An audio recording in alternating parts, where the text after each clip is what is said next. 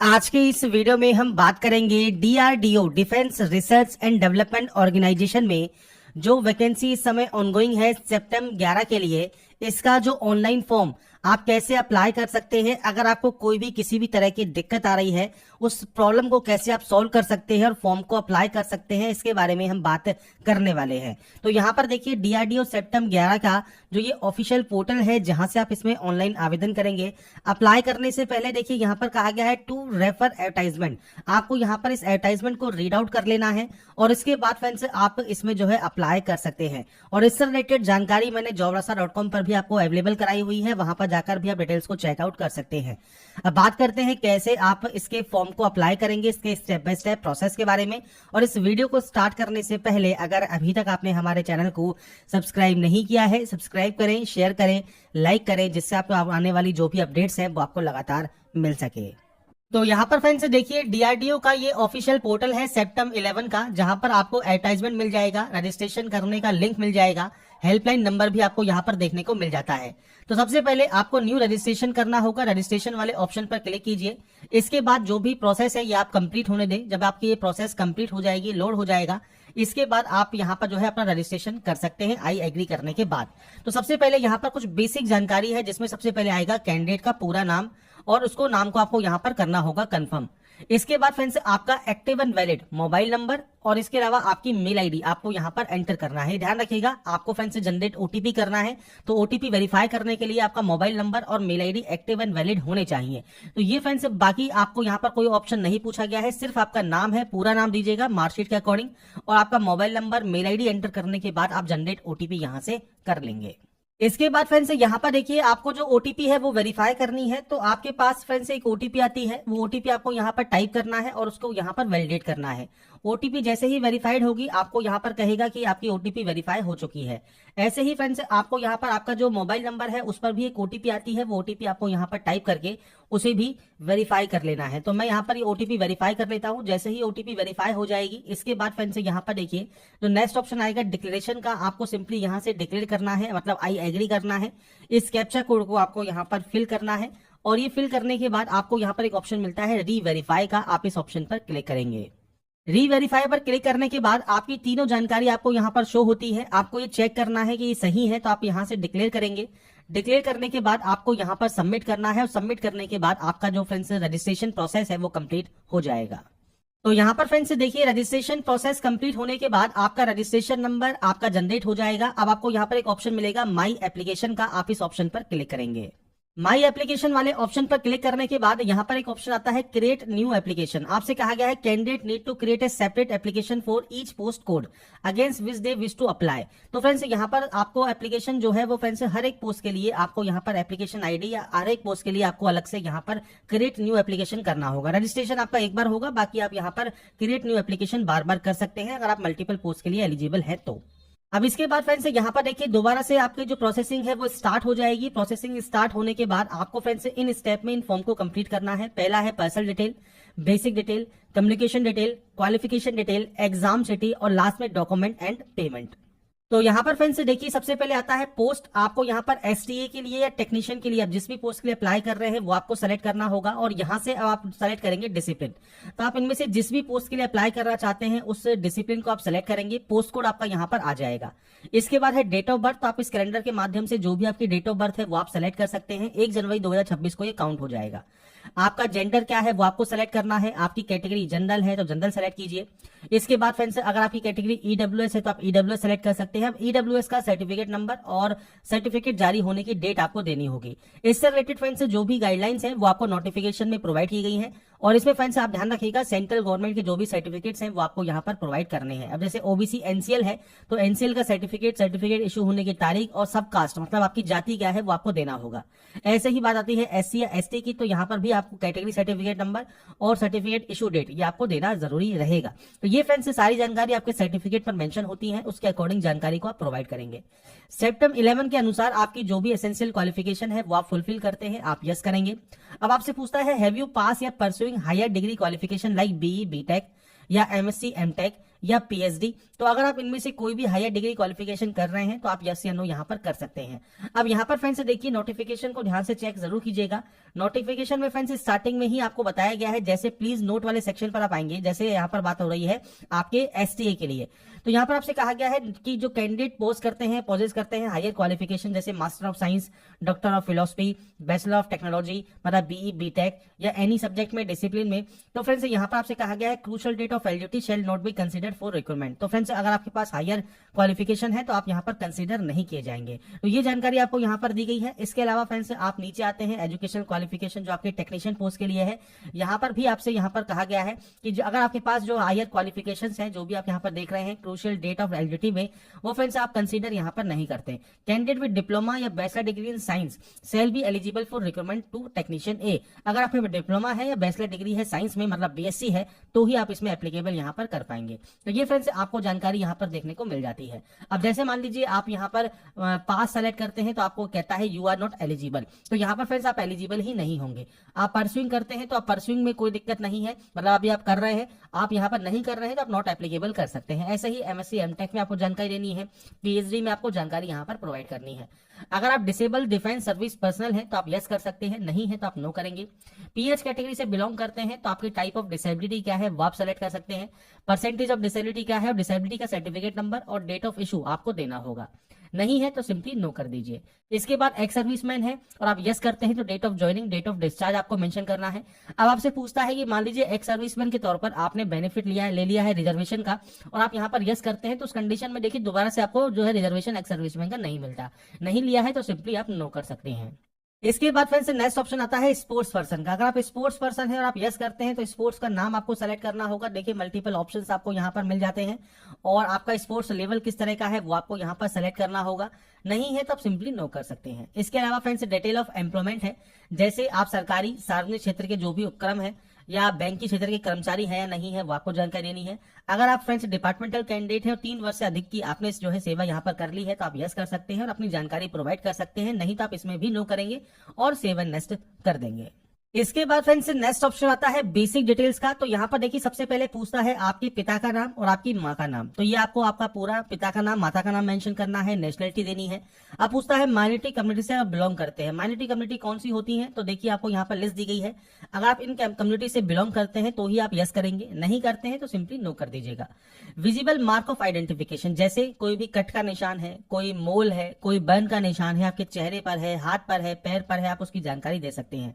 नहीं तो simply no mark की एंट्री कीजिएगा। इसके बाद आता है आईडी प्रूफ। तो कोई भी एक आईडी प्रूफ आपको यहाँ पर सेलेक्ट करना है और ये फ्रेंड्स ध्यान रखिएगा, आप जो भी आईडी प्रूफ देंगे आपके फ्रेंड्स जितनी भी प्रोसेस होगी उन स्टेजेस में आपको ये रिक्वायर्ड रहेगा।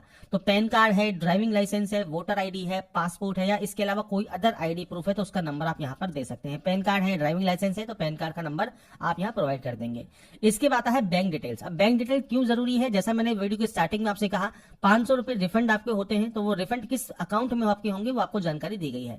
तो आपको सबसे पहले देना है बैंक का नाम। तो फ्रेंड्स यहाँ पर ध्यान रखिएगा, जो भी आप जानकारी यहाँ पर प्रोवाइड कर रहे हैं ये आपकी बैंक की जो पासबुक है उसके फर्स्ट पेज पर आपको इसकी जानकारी यहाँ पर देखने को मिल जाती है। तो आपको फ्रेंड्स आपकी बैंक की पासबुक के फर्स्ट पेज को चेक करना है, उस पर बैंक का नाम लिखा होगा, अकाउंट होल्डर नेम लिखा होगा, उसे आप कंफर्म करेंगे, बैंक अकाउंट नंबर लिखा होगा, बैंक का आईएफएससी कोड भी लिखा होता है और बैंक ब्रांच लिखी होती है। तो ये सारी की सारी जानकारी आपको बैंक की पासबुक के जो है फर्स्ट पेज पर ही देखने को मिल जाती है। तो उसके अकॉर्डिंग आप यहाँ पर जानकारी को एंटर करेंगे और उसके बाद सेव एंड नेक्स्ट आप यहाँ से डाटा को कर सकते हैं।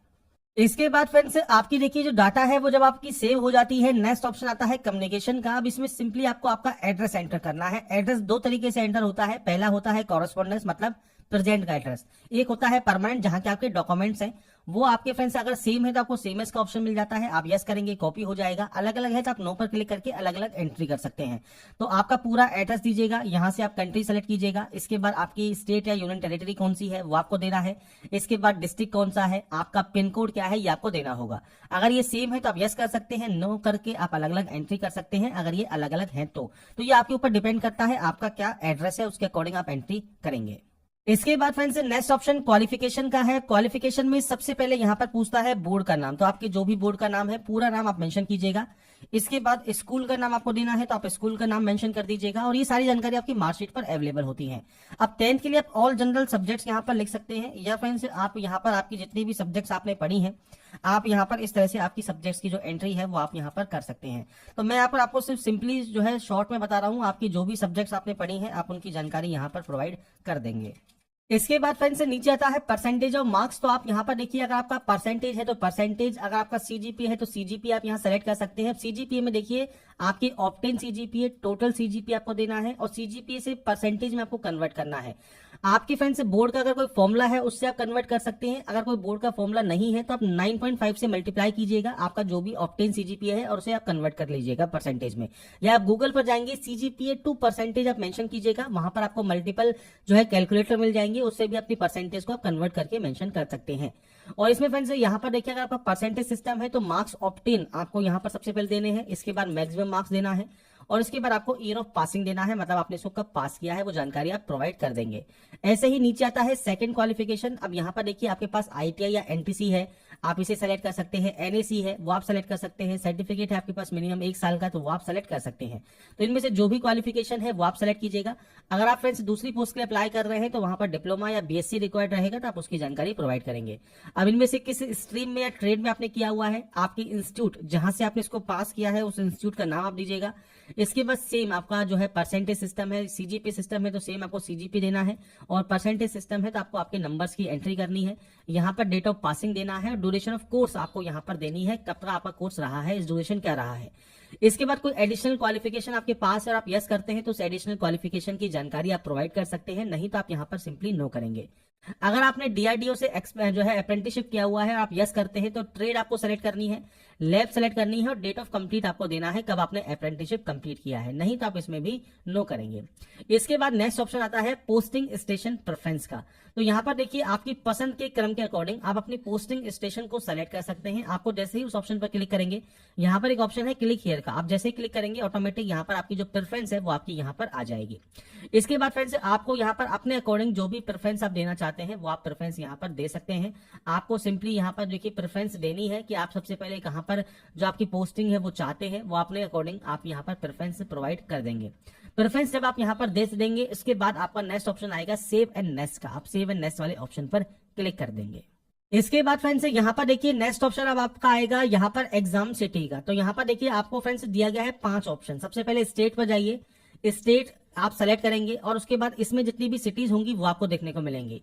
ऐसे ही फ्रेंड्स आप अपने अकॉर्डिंग जो भी फ्रेंड्स सिटीज यहाँ पर चूज करना चाहें वो आप यहाँ पर कर सकते हैं। आपको आपके अकॉर्डिंग यहाँ पर जो सेंटर्स हैं वो आपको चूज करने हैं। अब यहाँ पर फ्रेंड्स मैं आपको सिर्फ एक डेमो शो कर रहा हूँ कि आप यहाँ पर अपने अकॉर्डिंग जो भी सेंटर आप यहाँ पर चूज करना चाहेंगे वो आप कर सकते हैं। और 5 सेंटर्स को चूज करने का जो ऑप्शन है वो आपको यहाँ पर मिलता है, तो आप अपने 5 सेंटर्स को यहाँ पर चूज कर लेंगे। यहाँ पर फ्रेंड्स सेंटर्स को चूज करने के बाद आप जो सेव एंड नेक्स्ट है वो आप कर सकते हैं। अब आपसे कहता है देखिए please select different exam state, you can not select same state as exam state more than thrice, मतलब 3 बार से ज्यादा आप यहाँ पर एक स्टेट को नहीं दे सकते। तो ये चीज आपको यहाँ पर बताई गई है, और इसमें फ्रेंड्स आपको चीज ध्यान रखना है, जो भी स्टेट आपको यहाँ बताया गया है, जो भी आपको यहाँ पर एग्जाम सिटी बताई गई है, उसमें आप 3 बार आप एक जो है स्टेट या यूटी को सेलेक्ट कर सकते हैं, और उसके बाद आपको सेव एंड नेक्स्ट यहाँ से डाटा को करना होगा।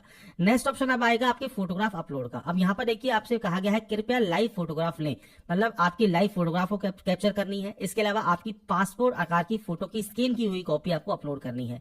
क्लिक हियर टू अपलोड पर आप क्लिक करेंगे, 100 से 200 केबी में साइज रहेगा। व्हाइट बैकग्राउंड में आपको फोटो अपलोड करनी है। ऐसे ही आपका सिग्नेचर आपको अपलोड करना है। सिग्नेचर फ्रेंड्स 80 से 150 केबी में रहेगा। आपका फ्रेंड्स 10वीं का जो प्रमाण पत्र है जिसमें आपकी डेट ऑफ बर्थ लिखी होती है वो आपको यहाँ पर अपलोड करना है, और ये आप जेपीजी में या पीडीएफ फॉर्मेट में अपलोड कर सकते हैं। इसके बाद आईटीआई या एनटीसी का सर्टिफिकेट आपको यहाँ पर अपलोड करना होगा, और इसके अलावा आपका जो कैटेगरी सर्टिफिकेट है वो आपको यहाँ पर अपलोड करना होगा जेपीजी या पीडीएफ फॉर्मेट में। तो ये डॉक्यूमेंट्स रहेंगे जो कि आपको अपलोड करने हैं, और एक आपका रहेगा कैप्चर लाइव फोटोग्राफ का, तो आप यहाँ से लाइव फोटोग्राफ अपनी कैप्चर कर सकते हैं। तो सबसे पहले फ्रेंड्स हम बात करते हैं लाइव फोटोग्राफ की। तो यहाँ पर लाइव फोटोग्राफ कैप्चर करने के लिए क्लिक हियर टू अपलोड का ऑप्शन है। यहाँ पर देखिए click here to capture photograph का भी ऑप्शन है। अब आपसे कहा गया है देखिए आपको जो है बैठना है सही ढंग से, व्हाइट बैकग्राउंड कोशिश कीजिएगा व्हाइट बैकग्राउंड हो, और इसके अलावा आपके जो है पूरा चेहरा आपका यहाँ पर दिखना चाहिए। आपको click here to capture photo पर क्लिक करना है। अब आपके सामने देखिए जो भी आपका वेब कैमरा होगा वो आपका यहाँ पर शो करेगा। और इसके बाद फ्रेंड्स आपको इस कैमरे को जो है यहाँ से अलाउ कर देना है। अलाउ करने के बाद आप फ्रेंड्स आपकी जो लाइव फोटोग्राफ है वो आप कैप्चर कर सकते हैं। तो यहाँ पर फ्रेंड्स देखिए, जैसे ही आपकी लाइव फोटो कैप्चर होगी, व्यू कैप्चर फोटो का आपको एक ऑप्शन मिल जाएगा। आप यहाँ से आपकी लाइव फोटो को चेक कर सकते हैं। ऐसे ही अब आपको यहाँ पर और डॉक्यूमेंट्स अपलोड करने हैं। तो सबसे पहले आपकी जो स्कैन कॉपी है वो आप अपलोड करेंगे। ब्राउज टू अपलोड पर क्लिक कीजिए और इसके बाद फ्रेंड्स आपकी देखिए फाइल यहाँ पर अपलोड हो जाएगी। आप यहाँ से व्यू अपलोडेड भी चेक कर सकते हैं। ऐसे ही आपको यहाँ पर साइन अपलोड करना है और यहाँ पर ये अपलोड करने के बाद फ्रेंड्स आपको देखिए जितने भी व्यू के ऑप्शन मिलते हैं, आप यहाँ से एक बार व्यू जरूर कर लीजिएगा, चेक कर लीजिएगा ये सही से अपलोड हुए हैं या नहीं हुए हैं। इसके बाद फ्रेंड्स नीचे आप आएंगे, आपको एप्लीकेशन फीस देखने को मिलेगी। इसके बाद आपको यहाँ पर कहता है कि वेबसाइट पर आपका जो स्कोर है, परीक्षा का जो रैंक है वो प्रकाशित करने के लिए आप सहमति देते हैं, आप यस करेंगे। इसके बाद आपको यहाँ पर सिंपली जितने भी ऑप्शंस हैं इनको आपको डिक्लेयर करना है। डिक्लेयर करने के बाद प्रीव्यू चेक करना है। प्रीव्यू चेक करने के बाद फ्रेंड्स आपको यहाँ पर सिंपली सबमिट का एक ऑप्शन मिलेगा। आप सबमिट वाले ऑप्शन पर क्लिक कर देंगे। अब आपको यहाँ पर देखिए पेमेंट करना होगा। पेमेंट आप मल्टीपल ऑप्शन से कर सकते हैं, चाहे कार्ड से करें, नेट बैंकिंग से कर सकते हैं। सिंपली यूपीआई पर जाइए, यूपीआई क्यूआर कोड वाले ऑप्शन को सेलेक्ट कीजिए, पे नाउ वाले ऑप्शन पर क्लिक कीजिए और उसके बाद फ्रेंड्स आपके सामने देखिए यहाँ पर एक जो है क्यूआर कोड आ जाएगा। आप इसे स्कैन करके जो आपका पेमेंट है वो आप कंप्लीट कर सकते हैं। पेमेंट कंप्लीट होने के बाद फ्रेंड्स आपकी देखिए जो प्रोसेस है वो कंप्लीट यहाँ पर हो जाएगी। तो यहाँ पर फ्रेंड्स देखिए जो प्रोसेस है डीआरडीओ सेप्टेम 11 का जो फॉर्म वो आप कैसे अप्लाई कर सकते हैं वो जानकारी मैंने आपको प्रोवाइड कर दी है। अगर आपको हमारा ये वीडियो या